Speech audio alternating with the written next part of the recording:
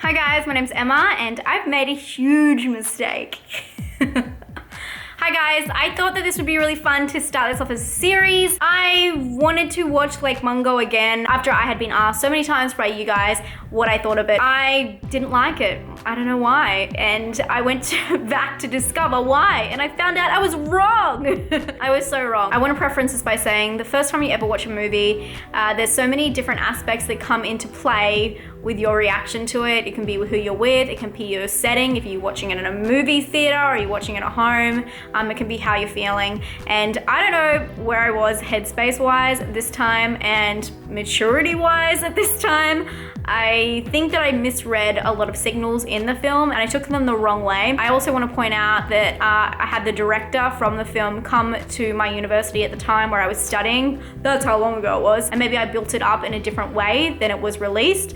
And I do think that the true horror in the film lies in the tension, and I think that I misread that. I thought it'd be a fun idea to do this series and talk about those films that we have misjudged and give them this second chance. So hence the name, this is called A Second Chance.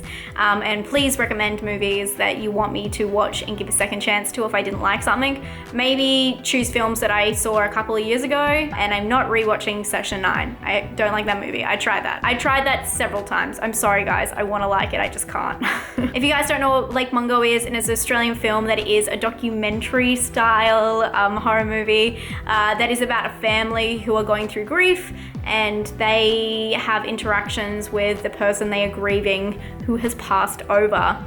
The film is done in a chilling way, and it's also done in a really unique Australian documentary way. The way it is filmed and the way it is presented is very Aussie, but it also has some weird fucking effects. It has this thing where they zoom into their faces all the time when they're doing the little interview parts. The film is pretty much put together by interviews, and I think it is really, really clever. I don't know what I thought before.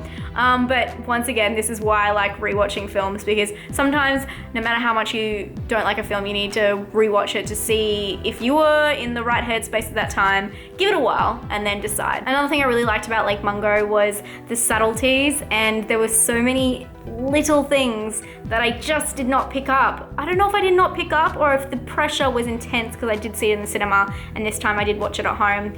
There is a really cool scene where they talk about when they went to go see the body, and then their car couldn't drive forward and it could only drive in reverse, and they had to go in reverse all the way back to town. I thought that was the biggest symbolism of all time. It was just talking about how they just can't get over it and they're just going back, and it just really embodied the whole film in that eeriness and that weirdness, and I don't know, it was just a strange thing that happened, and that is what this film is about. I also really appreciate the film's respect for not trying to give you too many scary moments. It does build up and the tension holds like a motherfucker. It is so much tension in this film and it's so eerie. The music makes it though. The music is spot on, and throughout the interviews and stuff, it's just the right amount of cheese that would be in that documentary, but it still is very chilling.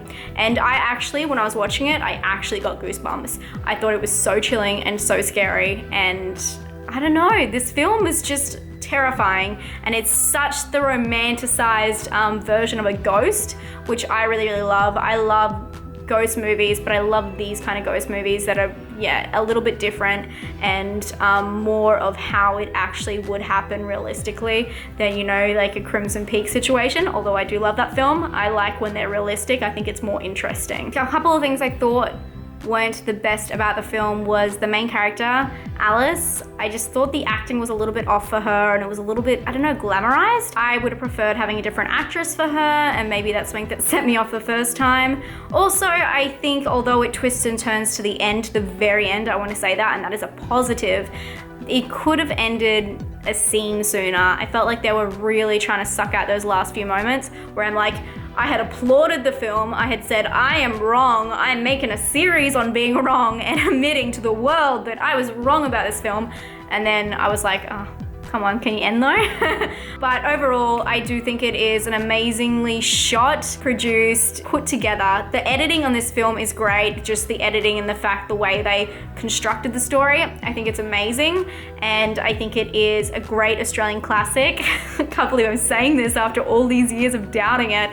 That I really think you guys should check out. Lake Mungo, please check it out. It is a real place in Australia as well. Please let me know what you thought about this and if you like this idea for a series. I love it when we can admit we're wrong and we can grow from it. I hope you guys can appreciate that. And I'll talk to you guys very soon. Stay spooky.